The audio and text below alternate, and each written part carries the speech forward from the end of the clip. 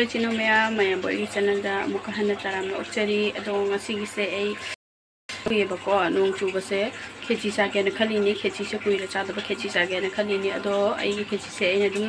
हाइदि simple the मसला मसला जाम दा बिदा दुम नॉर्मल द दुम होगे न खलिनी बदो कमाइना होगे दुम मिसि दुम लोइना मानै मे बा तो आइना होबसे जुजिंग मिना सिमा खताना अदो करी करी आइना मथेल तवे न हाबदो अदु सु जिंगलागे मे मखताना अदुम कुदि जिंग हौरसी वीडियो स्किप तोदना लोइ पबावबा जिंगियु वीडियो से जेबुदा नुंगाइ बिरादि लाइक कमेंट सब्सक्राइब तोबा काउबिगनु अनोबो बिना येबिदसु चैनल से सब्सक्राइब तोमो अदुदी हौरसी मैम इचिना मैम सिगा लेरे अइना चेंगा हवाईगा लौरेबको से चेंग नने को दबा अमा मखाई को हवाई सेना दबा अनिमुक ओरंगने अब हवाई न खरा नमहल्लेबको कामगा दुम थोंगदोइमी अखोई कुकर द पुलप कामगा थोंगदने अदुमाइना थोंगदोइनेबको अदो दुम मकाताना जेंगसी अदो हुजिक ऐसे चेंग सेगा हवाई सेगा चामना लोइरे चामगा मही से सुंदोगा को ngahak से सुमाइना खुमजन्ना थम्मनी अबको पोक्थोगा मही हाइदि अपेरपा खेची द नते अब जामना सु पेरपा जामना सु कंदबा मीडियम दुमाइना ने अबको अइना थोंगदोइसे दो हुजिक असिसे चामथोगना लोइरे ngahak थम्मनी खुंजनेगाइदा अइना हुजिक आलू अहुंगा लौरे आलू अहुंगा लौबसे खोअनी खोपा लोइरगा अदुगदिदि कुकर दने इसिंग मचू मरो तेजपत्ता सिंग मोरक हापगा अदुगदिदि थांगत खरे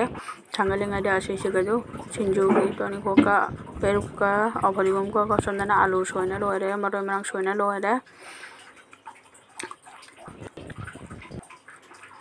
चट थांगत खने अब हुजिक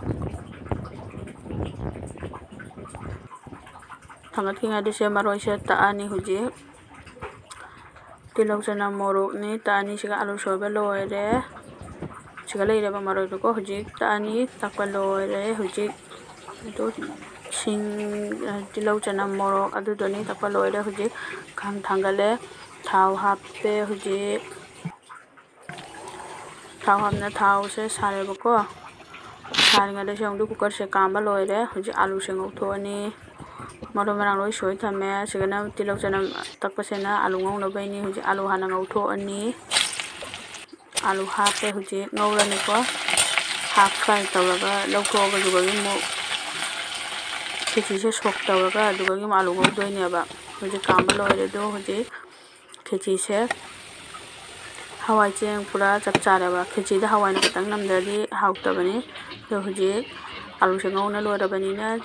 खेची से सोक तवनबा जेनम तेजपत्ता पासपुरन जदना अवभरिगम लेरे हुजिक थाव से सारे पासपुरन हापनी पासपुरन तेजपत्ता हापे जेनम हापे हुजिक ngौरनी अदुगदि कुकर द सोक तवसनदोइनेबा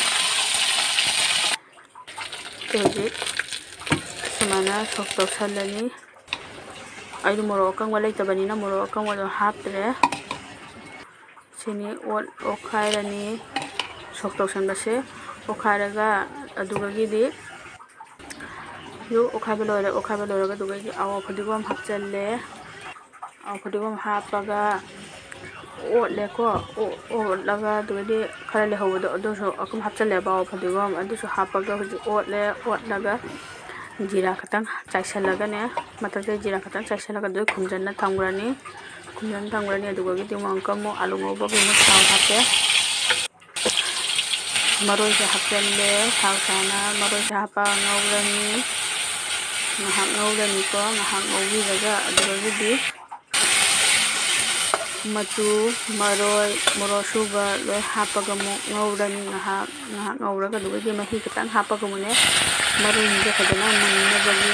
मही असाई मिक्सर द तखिबदो अदुगगी मही खतंग हापगाने ngौबिरनी ngahak mana ngahak ngौरनी बको मही से लिए हेना आइनिना को खतंग अमगा हापे मही से खतंग अमगा हापे से मही से कंझनबा भौ ngौबिरनी बको ngahak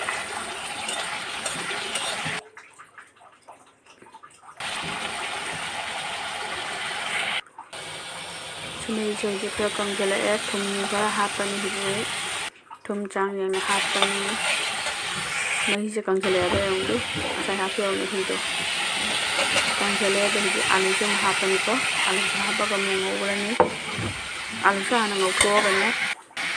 ꯊꯥꯎꯗꯣ ꯇꯣꯉꯥꯟꯅ ꯉꯧꯊꯣꯛꯑꯒ ꯃꯁꯂꯥ ꯇꯧꯔꯒ ꯉꯧꯕꯁꯦ ꯑꯥꯂꯨꯁꯦ ꯀꯨꯏꯅ ꯉꯧꯕꯒꯤ ꯃꯊꯧ ꯇꯥꯗꯦꯕ ꯏꯟꯖꯥꯡꯅ ꯃꯨꯜꯂꯦꯕ ꯁꯨꯃꯥꯏꯅ ꯑꯗꯣ ꯁꯨꯃꯥꯏꯅ ꯉꯧꯔꯅꯤꯀꯣ ꯃꯍꯤꯁꯦ ꯀꯪꯉꯕꯅꯤꯅ ꯈꯤꯇꯪ ꯃꯍꯤ ꯑꯃꯨꯛ ꯈꯤꯇꯪꯒ ꯍꯥꯞꯄꯒ ꯑꯗꯨꯗꯒꯤ ꯑꯃꯨꯛ ꯉꯧꯔꯦꯕ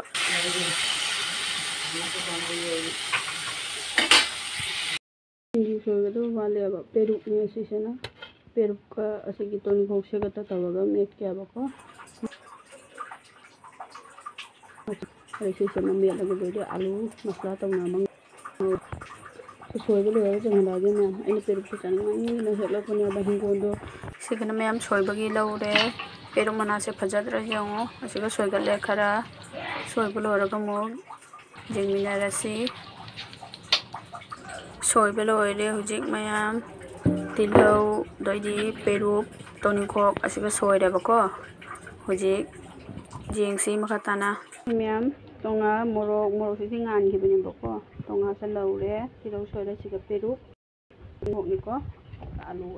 ꯑꯉꯥꯟꯕ ꯈꯔ ꯍꯥꯞꯄꯅꯤ ꯃꯦꯠꯂꯒ ꯑꯃꯨꯛ ꯌꯦꯡꯍꯜꯂꯛꯑꯒꯦ ꯃꯌꯥꯝ ꯐꯥꯏꯅꯦꯂꯤ ꯑꯩꯒꯤ ꯈꯦꯆꯤ ꯊꯣꯡꯕ ꯂꯣꯏꯔꯦ ꯑꯗꯨ ꯌꯦꯡꯉꯨ ꯑꯁꯤꯒꯅ ꯈꯦꯆꯤꯗꯣ ꯂꯩꯔꯦ ꯑꯗꯨꯒꯒꯤꯗꯤ ꯑꯁꯤꯒꯅ ꯄꯦꯔꯨꯛꯀ ꯇꯣꯅꯤꯡꯈꯣꯛ ꯇꯤꯜꯍꯧ ꯇꯧꯔꯒ ꯑꯃꯦꯠꯄ ꯑꯃ ꯑꯗꯨꯒ ꯑꯁꯤꯒꯅ ꯑꯥꯂꯨ ꯑꯉꯧꯕꯗꯣ ꯑꯗꯨꯗꯨꯅꯦꯕ ꯃꯁꯂꯥ ꯇꯧꯅ ꯉꯧꯕꯗꯣ ꯑꯗꯨꯗꯨꯅꯤ ꯁꯤꯅꯤ ꯑꯩꯒꯤ ꯐꯥꯏꯅꯦꯜ ꯂꯨꯛ ꯌꯦꯡꯉꯨ ꯃꯌꯥꯝ ꯍꯥꯎꯔꯗ꯭ꯔꯥ